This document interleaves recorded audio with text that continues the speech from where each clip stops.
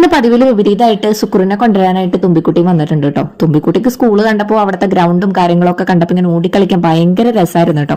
അങ്ങനെ ഒരു വിധത്തിൽ ഞാൻ ഓഡിറ്റോറിയത്തിന്റെ ഫ്രണ്ടിൽ കൊണ്ട് ഇരുത്തി.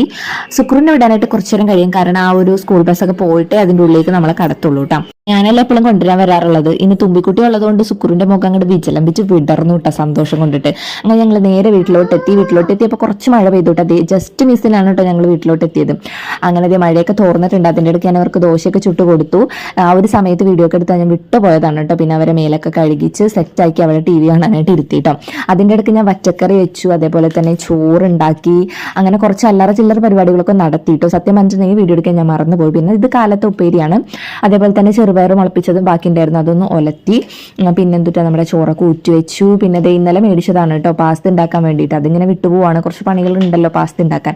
പിന്നെ അത് സോയാബീനൊക്കെ മേടിച്ച് അവിടെ വെച്ചിട്ടുണ്ട്. ഓരോന്നോരോന്നായിട്ട് ചെയ്യണം ഓരോ ദിവസം. പിന്നെ ഇത് അടുത്ത ചെറുപയർ മുളപ്പിക്കാനായിട്ട് ഞാൻ എന്തിട്ടാണ് ചെറുപയർ വെള്ളത്തിലോട്ട് ഇട്ട് വെച്ചിട്ടുണ്ട്. ഇത് നല്ല അടിപൊളിയാണ് കേട്ടോ. ചെറുപയർ മുളപ്പിച്ച് തിന്നിട്ടുണ്ടെങ്കിൽ നമുക്ക് ഭയങ്കര ഹെൽത്തി ആയിരിക്കും നമ്മുടെ ഇത്. അതിനുശേഷം ഈ സുക്രുവിന്റെ ലഞ്ച് ബോക്സ് എടുക്കാനായിട്ട് ഞാൻ വിട്ടുപോയിട്ടുണ്ടായിരുന്നു. അത് ബാഗിന്റെ കൂടെ ഒരുമിച്ച് വെച്ചേക്കണായിരുന്നു കേട്ടോ. സ്കൂളിൽ നിന്ന് വന്നിട്ട് എല്ലാ ദിവസവും ഈ ഒരു ലഞ്ച് ബാഗ് തുറക്കുമ്പോൾ ഞാൻ വളരെ ആകാംക്ഷയോട് കൂടിയിട്ടാണ് കേട്ടോ തുറക്കുന്നത്. ദൈവമേ, ഇതെല്ലാം അവൻ തിന്ന് തീർക്കണേ എന്നുള്ള പ്രാർത്ഥനയോട് കൂടിയിട്ടാണ്. അപ്പോഴത്തേ ഞാനൊരു കേക്ക് വെച്ചിട്ടുണ്ടായിരുന്നു. അപ്പം അത് ഒരു പകുതിയോളം പൊടിച്ചു വെച്ചിട്ടുണ്ട് കേട്ടോ. പിന്നെ വേറെ വെച്ചതൊക്കെ തിന്നിട്ടുണ്ട്, ചോറ് തിന്നിട്ടുണ്ട്. ഞാനിന്ന് നമ്മുടെ എന്തിട്ടാ ബീൻസ്, നാടൻ ബീൻസ് വാട്ടിയിട്ടാണ് കൊടുത്തത്. അത് തിന്നിട്ടുണ്ട് കേട്ടോ. ടീച്ചർ പറഞ്ഞു പച്ചക്കറിയൊക്കെ തിന്നുന്നുണ്ട്. ഇവിടെ നിന്ന് ഒരു കഷ്ണം അവനെടുത്ത് തിന്നാറില്ല കേട്ടോ.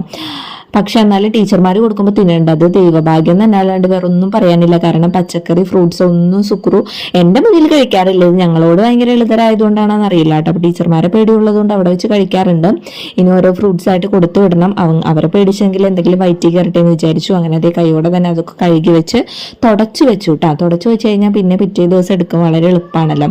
പിന്നെ അത് ഈ ഒരു സ്ലാബുമ്മലാണ് ഇത് ഞാൻ കമത്തി വെക്കാറ്. അത് അതിനുള്ള സ്ലാബായിട്ട് മാറ്റിയിരിക്കുകയാണ്. അപ്പൊ ഇന്നത്തെ പണികൾ ഏകദേശം ഒക്കെ കഴിഞ്ഞു. അപ്പൊ അത്രയുള്ള ബൈ ബൈ.